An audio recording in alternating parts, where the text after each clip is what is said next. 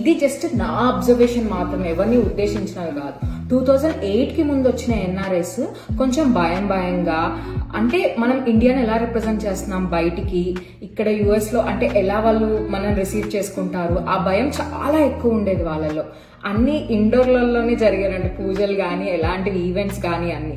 ఒక్కసారి 2008 తర్వాత ఒక వేవ్ లాగా వచ్చేసారు చూడండి, అంటే ఐటీ ఎంప్లాయీస్ కానీ స్టూడెంట్స్ కానీ. అప్పుడు ఒక కమ్యూనిటీ ఎక్కడ చూసినా మనోళ్ళే కనిపిస్తున్నారు, అంటే కాన్ఫిడెన్స్ లెవెల్ బిల్డప్ అయిపోయింది అనమాట బాగా, అందరు మనోళ్ళే కనిపిస్తున్నారు అని చెప్పేసి. దాని తర్వాత ఏమైనాయి, అన్ని అవుట్డోర్ కి షిఫ్ట్ అయిపోయినాయి. దివాళీ వేలాలు, హోలీ, నిమజ్జనాలు అలాంటివన్నీ.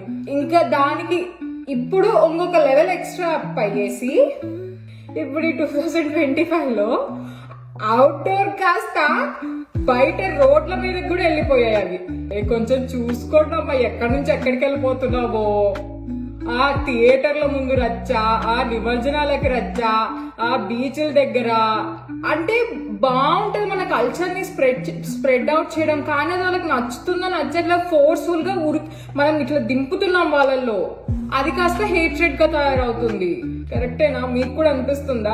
ఇప్పుడు కాదు, నిమజ్జనం అయిపోయింది, నెక్స్ట్ మళ్ళా ఉన్నాయి దివాళీలు, దసరాలు, అప్పటికి ఇంకెంత లొల్లి చేస్తారా అనిపిస్తుంది నాకు.